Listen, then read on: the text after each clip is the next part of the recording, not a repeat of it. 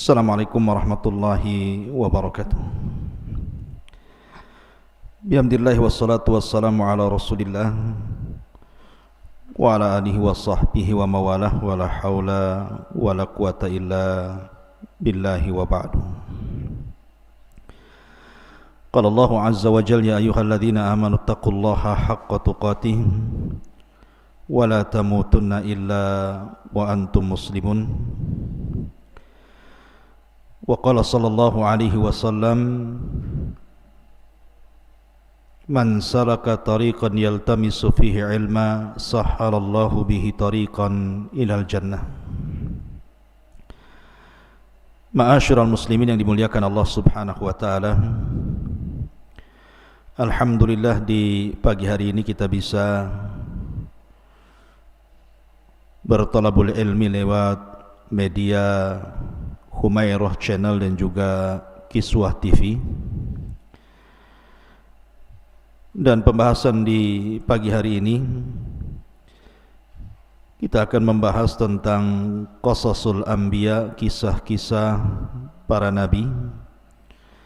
Dan di pagi ini kita akan mengkisahkan kisah Nabiullah Zakaria alaihi salatu wassalam. Ma'asyiral muslimin yang dimuliakan Allah Azza wa Jalla, banyak dalam Al-Quran kisah Nabiullah Zakaria dijelaskan. Di antaranya yang cukup lengkap dalam surah Al-Imran, kemudian di permulaan surah Maryam, dan juga dicuplik kisahnya dalam surah Al-Anbiya dan beberapa surat yang lainnya. Baik, kita akan masuk pada kisah Nabiullah Zakaria alaihi salatu wassalam. Kita tahu bahawa Nabiullah Zakaria adalah salah seorang kibar dari para Rabbaniyin. Artinya termasuk pembesar-pembesar ahli ibadah yang ada di Baitul Maqdis, dan ada hubung kait ataupun kekerabatan dengan keluarga Imran. Dan kita sudah singgung kisahnya, siapa keluarga Imran, keluarga yang sangat suci dan dimuliakan oleh para ahli ibadah di Baitul Maqdis. Ma'asyiral muslimin yang dimuliakan Allah Subhanahu wa taala, kita ambil pembahasan di pagi hari ini dari satu surat saja, baru kita akan bentangkan atau kita sambung-sambungkan dengan ayat dalam surah-surah yang lainnya. Kita akan baca dalam surah Al-Imran ayat 38 dan seterusnya sampai ke 42. Allah Subhanahu wa taala berfirman, hunalika da'a Zakaria rabbah qala rabbi habli min ladunka dzurriyyatan thayyibatan innaka sami'ud du'a. Di sanalah Zakaria berdoa kepada Tuhannya dan berkata, ya Rabb, berilah aku keturunan yang baik dari sisimu, sesungguhnya engkau maha mendengar doa. Fanadathul malaikatu wa huwa qa'imun yusalli fil mihrab annallaha yubashshiruka bi Yahya musaddiqan bi kalimatin minallahi wa sayyidan wa hasuran wa nabiyan minas salihin. Kemudian para malaikat memanggilnya ketika dia berdiri melaksanakan salat di mihrabnya. Allah telah menghabar gembirakan kepadamu wahai Zakaria dengan kelahiran Yahya yang membenarkan sebuah kalimat dari Allah, dan kelak dia akan menjadi panutan dan juga berkemampuan untuk menahan hawa nafsunya dan dia kelak akan menjadi seorang nabi, dan dia termasuk orang-orang yang saleh. Qala rabbi aina yakunu li ghulamun wa qad balaghani al-kibar wa imraati akir. Qala kadzalika Allahu yaf'alu ma yasha.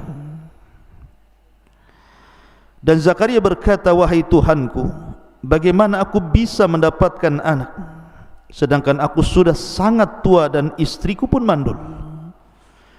Maka Allah berfirman, demikianlah Allah berbuat apa yang dia kehendaki. Qala rabbi ij'al li ayah. Qala ayatuka alla tukalliman nasa thalathata ayyamin illa ramza wadhkur rabbaka katsiran wasabbih bil ashi wal ibkar. Maka Zakaria berkata, ya Tuhanku, berilah kepadaku sebuah tanda. Maka Allah berfirman, tanda bagimu adalah bahwa engkau tidak berbicara dengan manusia selama 3 hari kecuali dengan isyarat, dan sebutlah nama Tuhanmu sebanyak-banyaknya dan bertasbihlah memuji Tuhannya pada waktu pedang, pada waktu di petang hari dan pagi hari. Inilah cuplikan kisah di dalam surah Al-Imran. Ma'asyiral muslimin, para pemirsa Humairah Channel ataupun Kiswah TV yang dimuliakan Allah Subhanahu wa taala, sedikit kita mengenal biografi Nabi Allah Zakaria.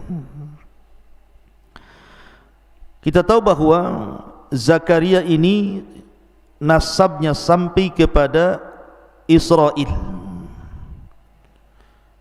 dan Israel artinya Nabi Allah Ya'qub alaihi salatu wassalam. Dan ada juga yang mengatakan, seperti Ibnu Khaldun mengatakan bahwa Zakaria ini sampai nasabnya kepada Nabi Allah Daud alaihi salatu wassalam, salah satu keturunan Yahuda, putra daripada Nabi Allah Ya'qub alaihi salatu wassalam. Dan ada yang mengatakan yang lainnya. Dan kita tahu bahwa saya singgung di awal, Zakaria termasuk kibarur rabbaniin, pembesar dari pembesar-pembesar yang memakmurkan Baitul Maqdis bersama keluarga Imran. Dan Nabi Zakaria ini diuji oleh Allah Subhanahu wa taala dengan ujian yang banyak. Nanti saya akan ceritakan apa saja ujiannya. Tetapi Nabi Zakaria ini walaupun seorang nabi, disebutkan pekerjaannya itu adalah najjar, tukang kayu, mungkin bahasa kitanya mebel gitu ya. Itulah pekerjaan Nabi Allah Zakaria, artinya dia bekerja dengan tangannya, dengan hasil jerih keringatnya. Dan begitulah para nabi, mereka bekerja dengan hasil jerih payah dirinya untuk menghidupi diri dan keluarganya. Ma'asyiral muslimin yang dimuliakan Allah Azza wa Jalla, sebagaimana layaknya para nabi yang lainnya, Nabi Zakaria ini mendapatkan tantangan di mana kaumnya tidak banyak yang beriman. Bahkan kerabat-kerabatnya sendiri juga banyak yang menentang. Makanya Allah Subhanahu wa taala berfirman, fariqan kadzabtum wa fariqan taqtulun. Fariqan kadzabtum wa fariqan taqtulun. Sebagian mereka itu mendustakan para nabi.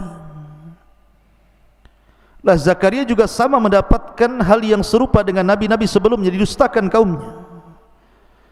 Sehingga ada kekhawatiran bagi Zakaria, kalau seandainya dia tidak punya keturunan, maka tidak ada lagi yang bisa memperbaiki kaum dan kerabatnya. Dari situ Zakaria terus berdoa, tidak bosan-bosannya dia berdoa kepada Allah Subhanahu wa taala agar diberikan keturunan. Makanya dalam surah Maryam Allah Subhanahu wa taala berfirman, dzikru rahmati rabbika 'abdahu Zakaria. Dzikru rahmati rabbika 'abdahu Zakaria. Yang dibicarakan ini adalah penjelasan tentang rahmat Rabbmu yang diberikan kepada hambanya Zakaria. Idnada rabbahu nidaan khafiyya, ketika dia terus berdoa kepada Allah Azza wa Jalla dengan suara yang lembut. Artinya Zakaria terus berdoa kepada Allah Subhanahu wa taala dan tidak bosan-bosannya. Makanya kemudian karena kekhawatiran itulah, kalau seandainya tidak ada keturunan yang meneruskan dakwah dari keluarga Yakub, terutama kerabat-kerabatnya, makanya dia mengatakan, wa inni khiftul mawaliya min warai, wa inni khiftul mawaliya min warai, dan sungguh aku khawatir terhadap kerabatku sepeninggalku, tidak ada yang mengarahkan mereka, belum lagi kaumnya yang mendustakan dakwahnya. Kemudian Zakaria pun mengatakan, yarithuni wa yarithu min ali Ya'qub waj'alhu rabbi radiyan, di mana kalau aku memiliki keturunan, dia bisa mewarisi diriku dan mewarisi dari keturunan keluarga Ya'qub. Tentu yang dimaksud mewarisi di sini bukan harta, tetapi al-ilm wan nubuwah, ilmu dan kenabian, dan Allah Subhanahu wa taala kabulkan itu. Namun bagaimana ceritanya sampai kemudian Nabi Allah Zakaria diberikan oleh Allah Azza wa Jalla, atau dianugerahkan kepada Zakaria ini seorang anak yang bernama Yahya?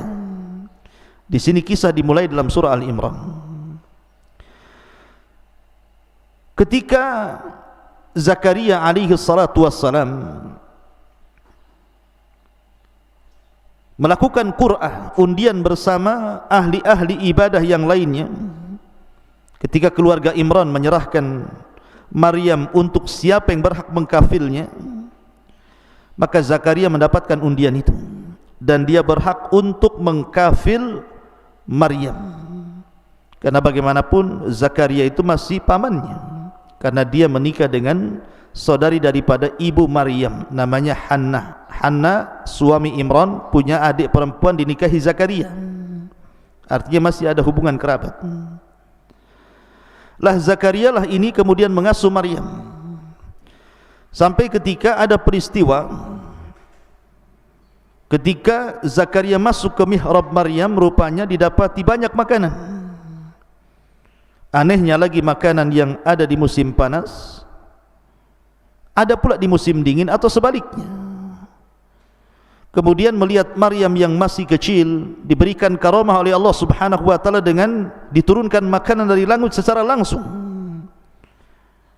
Dan tentu karamah di sini menunjukkan bahwa Maryam adalah seorang wali Allah. Tetapi bukan berarti setiap wali Allah itu harus memiliki karamah, tidak.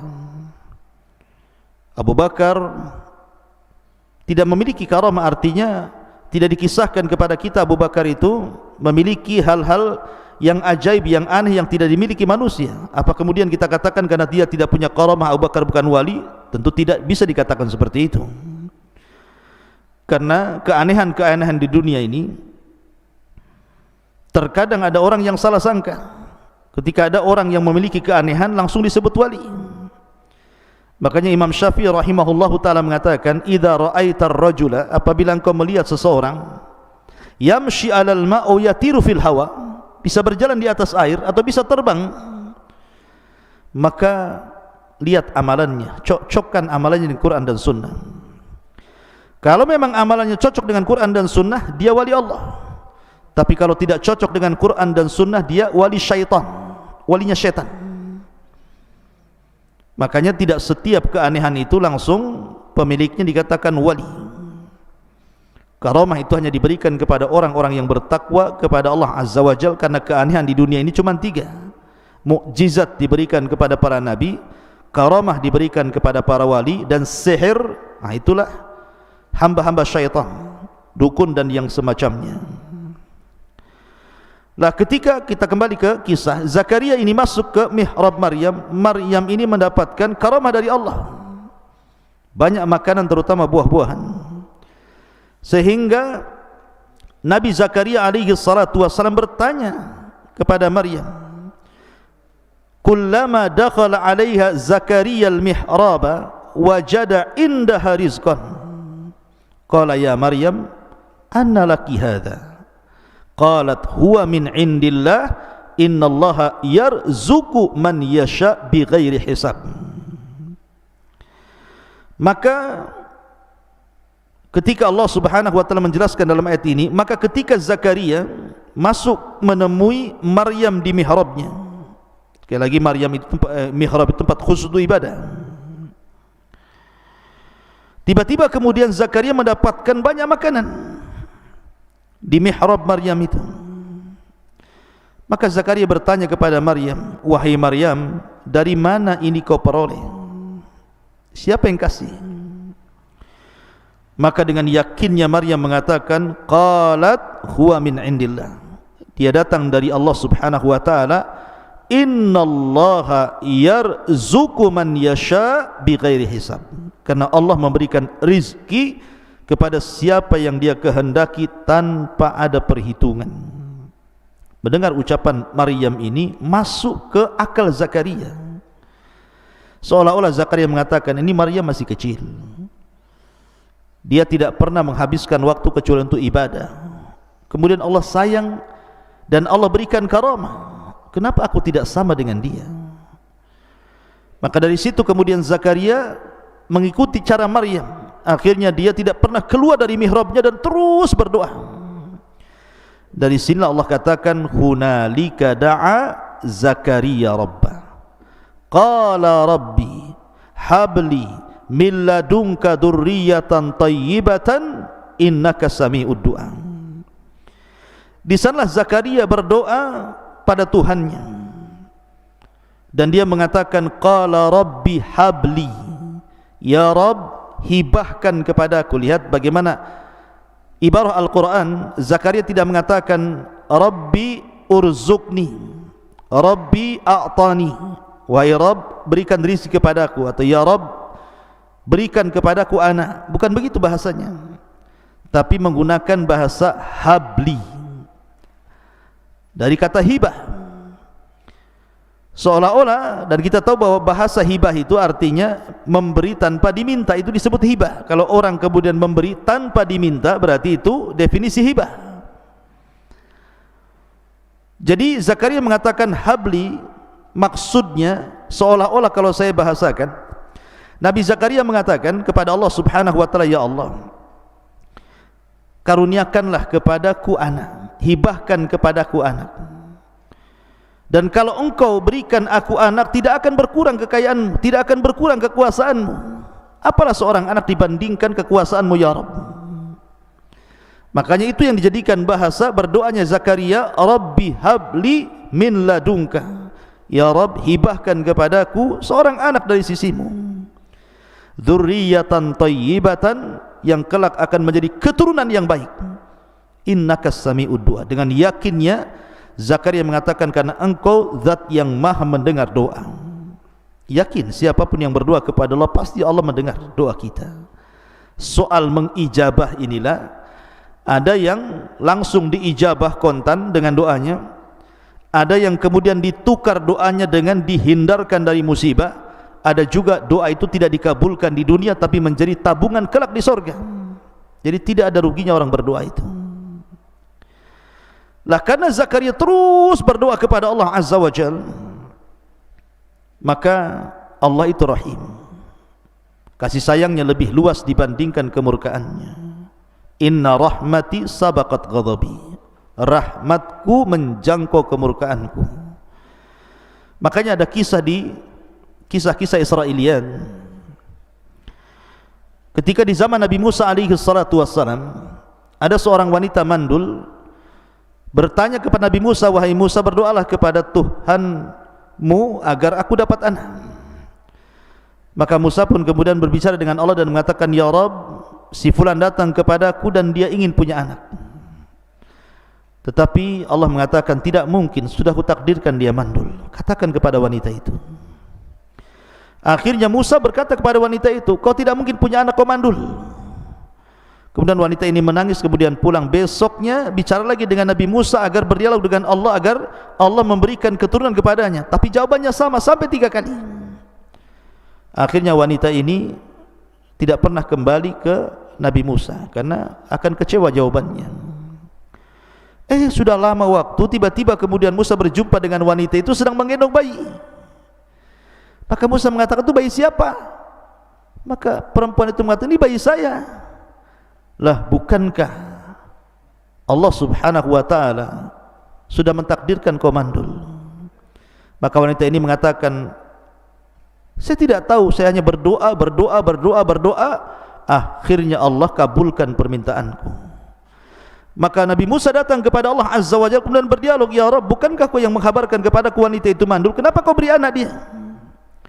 Maka Allah mengatakan, ya Musa, sesungguhnya wanita itu terus talaha, merengek-rengek kepadaku, berdoa, terus berdoa.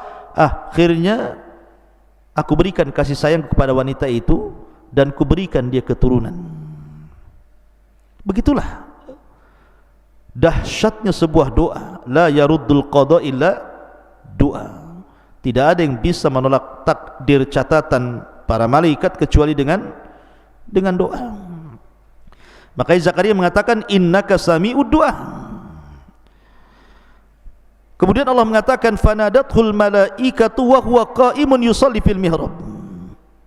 Maka para malaikat kemudian diutus oleh Allah untuk datang kepada Zakaria memberi kabar gembira bahwa kelak Zakaria itu akan punya keturunan. Lihat bagaimana Al-Quran mengatakan, wa huwa qa'imun yusalli fil mihrab. Kabar gembira itu disampaikan oleh para malaikat ketika Zakaria sedang salat di mihrab. Artinya bahwa salat itu memiliki faedah besar, bisa menghilangkan setiap kesulitan dan keperitan hidup kita. Betapa banyak orang-orang yang kemudian susah, tiba-tiba kemudian dia salat, tenang hidupnya. Maka bagi anda yang dirundung kesusahan, gundah gulana, dirundung dengan kesempitan, dirundung dengan banyaknya masalah, salat. Minta kepada Allah subhanahu wa ta'ala dalam salat anda agar dimudahkan semua urusan anda. Maka yakinlah salat itu bisa menolong anda. Makanya Allah mengatakan, wasta'inu bis sabri was salat. Mintalah pertolongan kepada dengan kesabaran dan dengan salat. Makanya di sini Allah menghabar gembirakan tidak sedang Zakaria mungkin sedang tidur, sedang bicara, sedang jalan, tidak, tetapi menghabar gembirakan Zakaria sedang salat. Apa kabar gembiranya? Annallaha yubashshiruka bi Yahya musaddiqan bi kalimatin minallahi wa sayyidan wa hasuran wa nabiyyan minas salihin. Bahwa Allah akan menghabarkan gembira kepada wahai Zakaria akan kelahiran Yahya yang membenarkan kalimat dari Allah dan kelak akan jadi panutan, dan dia bisa mencegah hawa nafsu, dan dia kelak jadi nabi, dan dia termasuk hamba-hamba Allah yang saleh. Ma'asyiral muslimin yang dimuliakan Allah Azza wa Jalla, sedikit saya ingin jelaskan faedah tentang kisah Zakaria ini. Nabi Zakaria ini diuji oleh istrinya. Nabi Zakaria ini diuji oleh istrinya, di mana setelah istrinya kemudian menginjak tua, istrinya berubah sifatnya, berubah wataknya, berubah akhlaknya. Jadi su'ul khuluq, jelek akhlaknya. Dan itu ujian tersendiri bagi Nabi Zakaria. Jadi istrinya itu muamalahnya tidak baik. Mungkin bisa juga penyebabnya karena dia sudah tua, sudah menopause, tidak keluar haid lagi. Artinya sudah mandul, tidak mungkin punya keturunan. Jadi setiap istri memandang orang-orang yang sebaya dengan dia dari wanita-wanita yang sezamannya itu, yang sudah punya anak, sudah punya cucu, ngomong cucu ke sana kemari, cemburu. Sehingga akhirnya tasakhut, suka marah-marah. Pokoknya disebutkan oleh para ulama su'ul muamalah, buruk muamalahnya dengan Nabiullah Zakaria ini. Dan begitulah kehidupan berumah tangga. Terkadang pertengkaran dalam rumah tangga itu pemicunya adalah seorang istri karena buruknya akhlaknya. Saya contohkan dalam beberapa riwayat di zaman Nabi sallallahu alaihi wasallam. Di zaman Nabi sallallahu alaihi wasallam ada seorang sahabat namanya Safwan ibnu Mu'attil. Ingat namanya Safwan ibn Mu'attil. Safwan ibn Mu'attil ini suatu ketika diadukan oleh istrinya kepada Nabi sallallahu alaihi wasallam tentang perbuatan kasar Safwan kepada istrinya ini. Maka datanglah Safwan bersama istrinya ke hadapan Nabi sallallahu alaihi wasallam. Tiba-tiba kemudian Safwan ini dipermalukan istrinya di hadapan Nabi sallallahu alaihi wasallam. Ya Rasulullah, suamiku ini kalau aku sedang solat, selesai solat dia memukul diriku. Dia mengatakan ini apabila aku sedang solat, selesai solat dia memukul diriku. Yadribuni idza shallaitu, dia suka memukulku apabila aku selesai solat. Kemudian yufattiruni, dan dia membuat aku batal idza sumtu, apabila aku puasa. Kemudian dia mengatakan, dan dia selalu solat subuh itu ketika mendekati terbit fajar, mendekati hatta tatlu asyamsi, sampai matahari terbit baru dia solat subuh. Secara logika, kalau orang mendengar aduan istri seperti itu kepada Rasul, pasti yang disalahkan suaminya. Pertama, dia suka mukul. Yang kedua, istrinya dilarang puasa. Yang ketiga, sholat subuhnya ketika terbit matahari.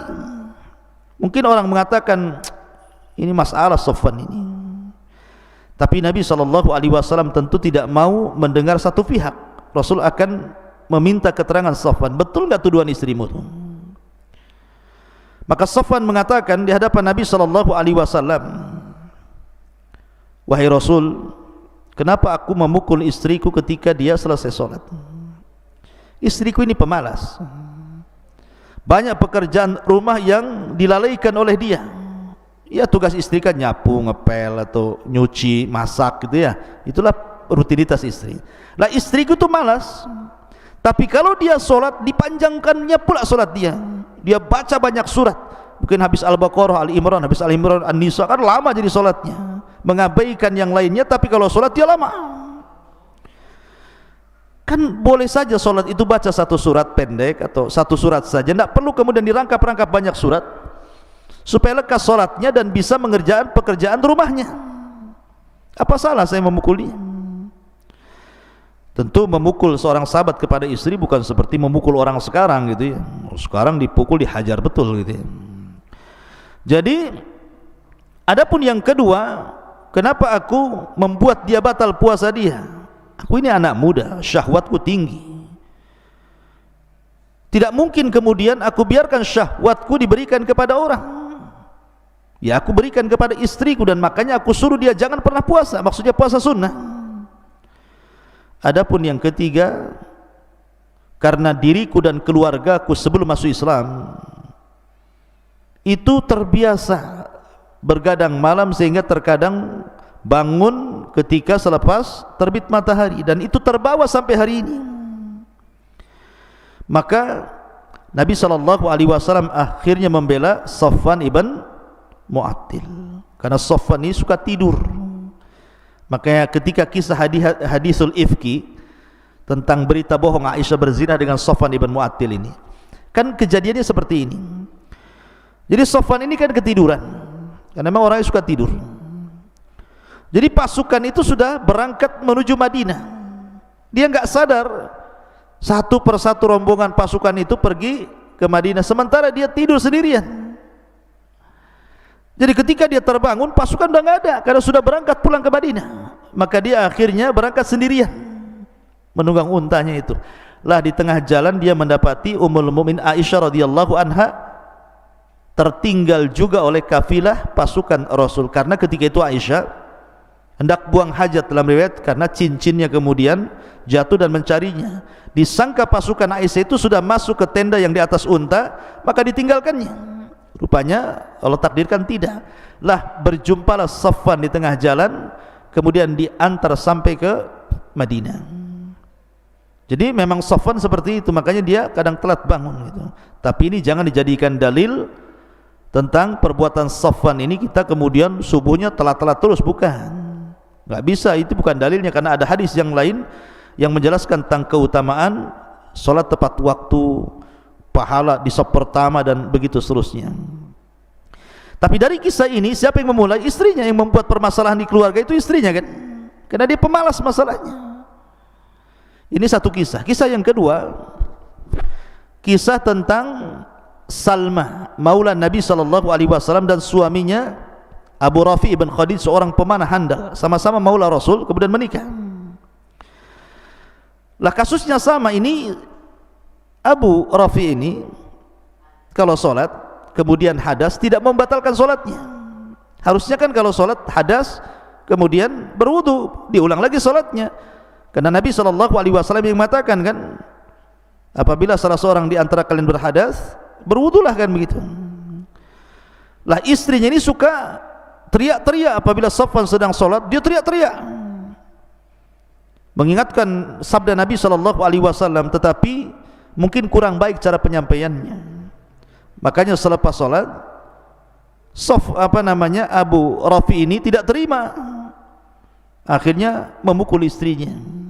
Di sini menunjukkan bahwa niat yang baik kalau penyampaiannya salah jadi tidak baik.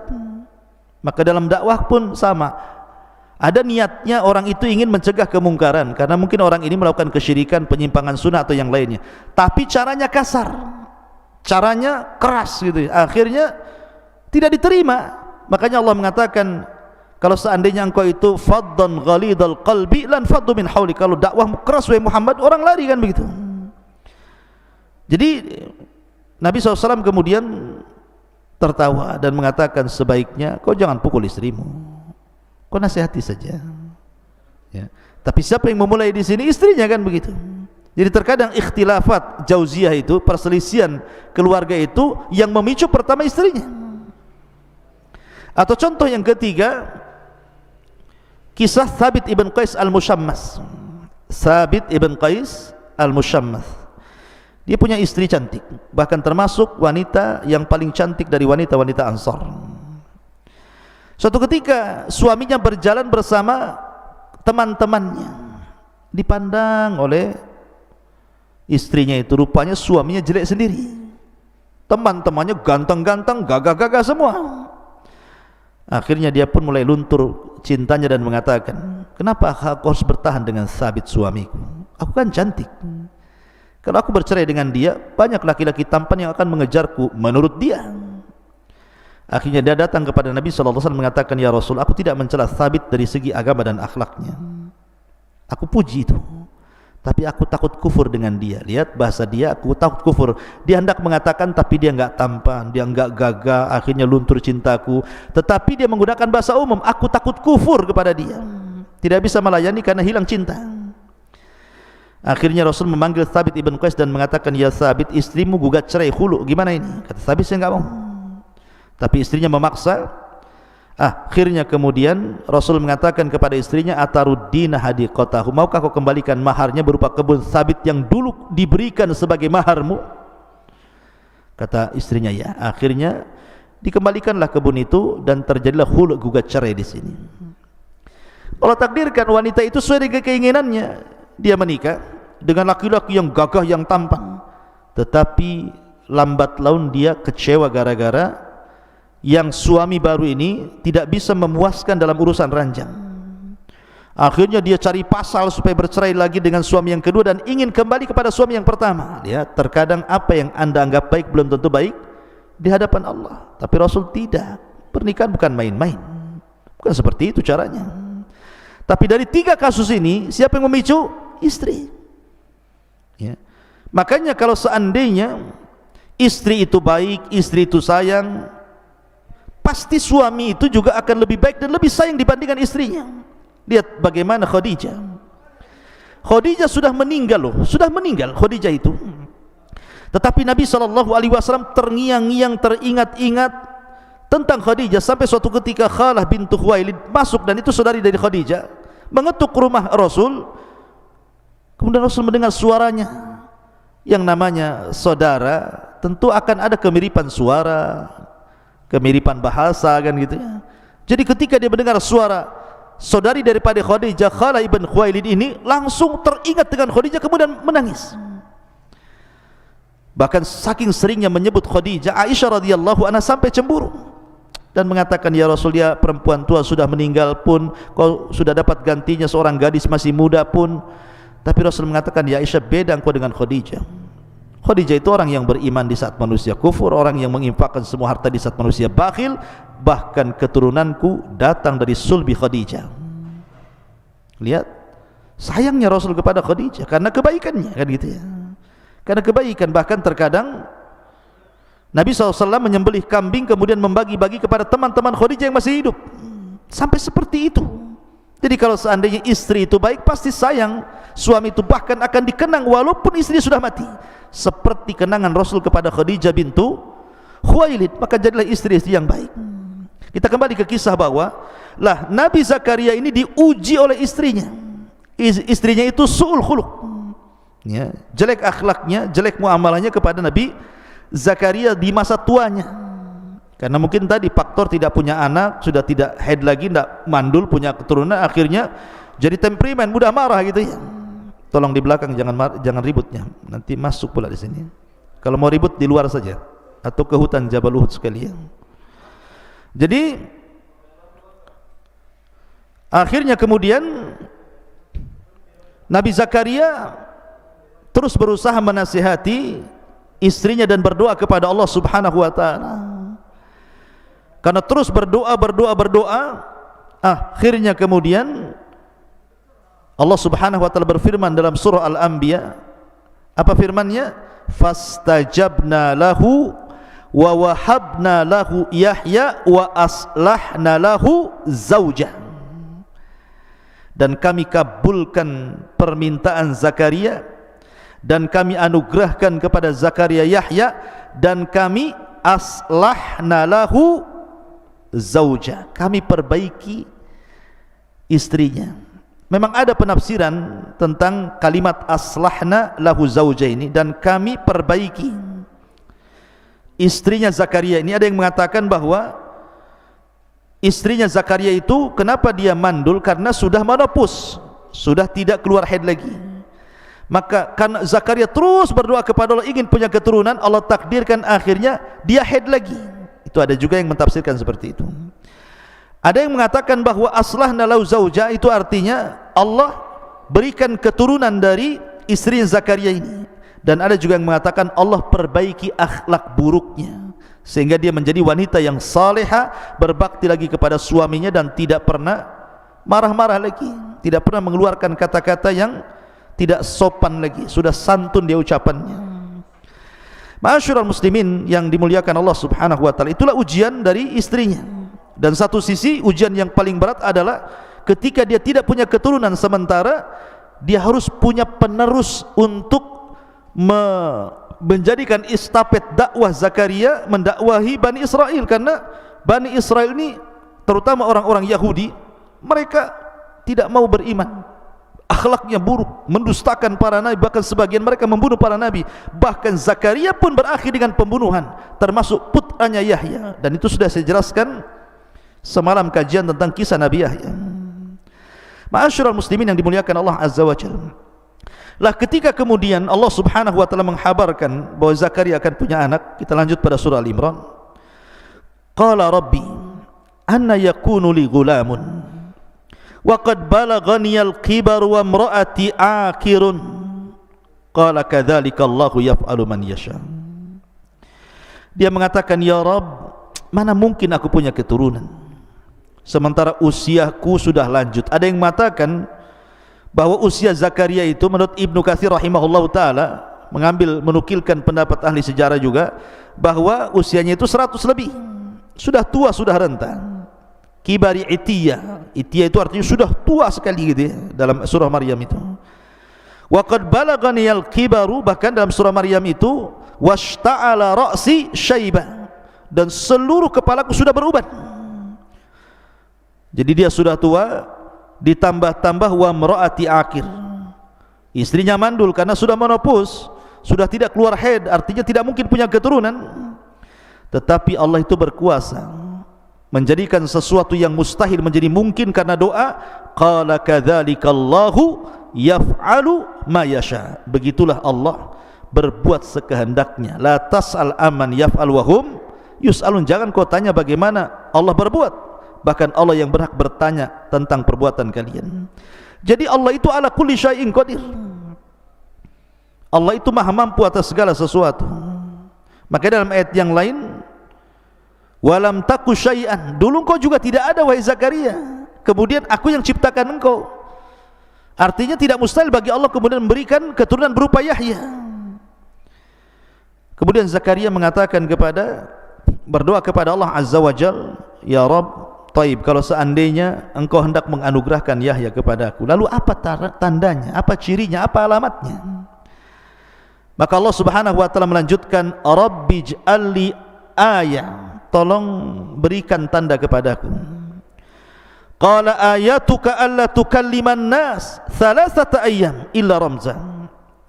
Nanti kalau engkau tidak mampu bicara alias bisu selama 3 hari, dan kau hanya bisa mengisyaratkan dengan tanganmu atau mungkin dengan tulisan begitu ya, itulah tandanya. Maka suatu hari kemudian Ayub pun berdoa kepada Allah di mihrabnya, salat, berzikir, mengingat Allah Azza wa Jal. Tiba-tiba dia tidak bisa bicara, zikir pun tidak bisa, tiba-tiba membisu, dan itu selama 3 hari. Zakaria baru sadar, Allah pernah mengatakan ini bagian daripada tanda-tanda bahwa istrinya yang mandul akan kembali hamil.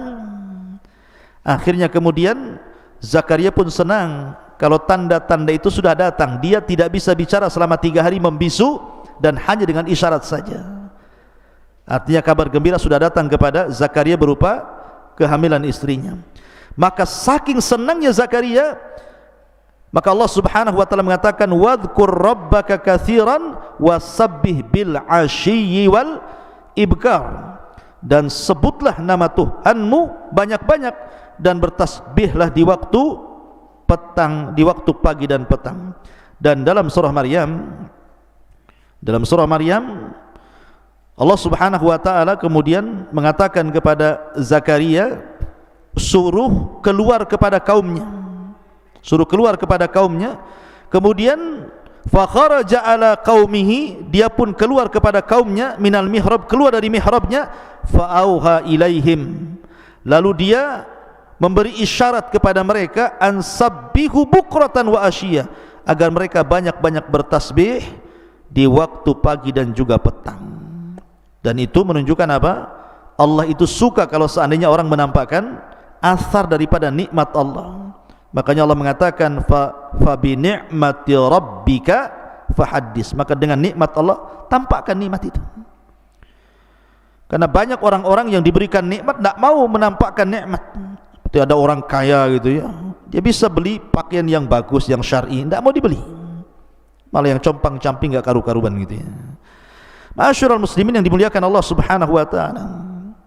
Lah setelah kejadian inilah maka istrinya Zakaria pun kemudian hamil. Sampai akhirnya setelah kehamilannya menua, kemudian lahirlah Yahya yang disebutkan dalam Al-Quran bahwa Yahya itu satu-satunya nama yang Allah anugerahkan kepada Zakaria, dan tidak ada nama sebelumnya yang disebut dengan Yahya. Dan dia, Allah katakan, anak ini akan menjadi sayyidan wa hasuran wa nabiyan minas salihin. Maka Yahya akan menjadi panutan.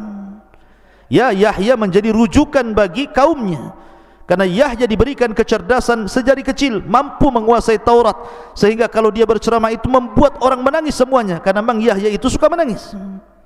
Wa hasuran, bahkan dia orang yang bisa menahan hawa nafsunya, karena dia punya kelembutan, hananan min ladun, kelembutan yang Allah anugerahkan kepada Yahya, sehingga dia sangat sayang dengan makhluk-makhluk Allah, dengan binatang, dengan tumbuh-tumbuhan.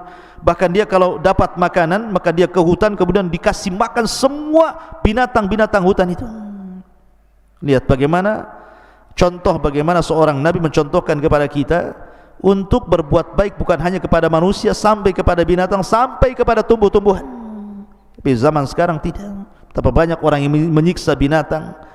Dia tidak tahu hadis Nabi SAW, "Udzibatil mar'atu fi hirratin habasatha." Seorang wanita diadab dan dimasukkan ke neraka gara-gara kucing dirawatnya sampai mati karena enggak dikasih makan dan minum. Betapa banyak orang-orang yang tidak pernah merawat hutan, ditebang sana sini, akhirnya longsor, banjir, bencana di mana-mana. Subhanallah ikhwan. Ma'asyiral muslimin yang dimuliakan Allah Subhanahu wa taala. Maka dia akan menjadi hasur dan nabi. Seorang nabi. Bapaknya nabi, dia pun seorang nabi, kemudian punya kerabat juga seorang nabi, Isa bin Maryam, dan turunan daripada Nabi Dawud, Sulaiman, Ya'qub, semua turunan nabi. Nabi Allah Dawud, Nabi Allah Zakaria alaihi salatu wassalam secara nasab, dan juga Yahya alaihi salatu wassalam secara nasab para nabi. Ma'asyiral muslimin yang dimuliakan Allah Subhanahu wa taala. Maka setelah dianugerahkan Yahya, dan Yahya pun menjadi nabi setelah besar, kemudian menggantikan estafet dakwahnya, maka Allah Subhanahu wa taala takdirkan putranya harus dibantai oleh tentara Herodia. Dan ini sudah saya kisahkan, Anda bisa dengar di YouTube dalam kisah Nabi Allah Yahya alaihi salatu wassalam. Rupanya nasib Zakaria pun sama. Nasib Zakaria pun sama. Jadi ketika putranya kemudian dipenggal lehernya oleh tentara Herodia ini, kemudian jasadnya diberikan kepada Zakaria, kepalanya dibawa dengan bejana emas ke istana. Maka akhirnya ketika itu ada rencana pembunuhan juga kepada bapaknya. Dan ketika itu Zakaria ada di kebun, dicari sama tentara-tentara Herodia ini untuk dibunuh itu. Maka salah satu pohon yang ada di kebun itu kemudian memanggil Zakaria dan mengatakan, "Kemarilah kau Zakaria, sembunyilah dalam pohonku ini." Akhirnya kemudian terbelahlah pohon itu, dia masuk ke dalam pohon, kemudian pohon itu menyembunyikan jasad Zakaria. Tetapi Allah takdirkan iblis menjelma manusia, tahu di mana letak persembunyian Zakaria. Jadi ketika Zakaria masuk ke dalam pohon itu, iblis melihatnya. Akhirnya dia berbentuk manusia, memberitahu pasukan bahwa Zakaria ada di situ. Kemudian berakhir dengan penggergajian pohon dan berakhir dengan kematian Nabi Allah Zakaria alaihi salatu wassalam. Itulah kisah singkat dari Nabi Allah Zakaria, mudah-mudahan ada manfaatnya. Dan akhirnya saya hanya bisa menutup kajian kita dengan doa kafaratul majlis. Subhanakallahumma bihamdika asyhadu an la ilaha illa anta astaghfiruka wa atubu ilaik. Allahu ta'ala alam. Assalamualaikum warahmatullahi wabarakatuh.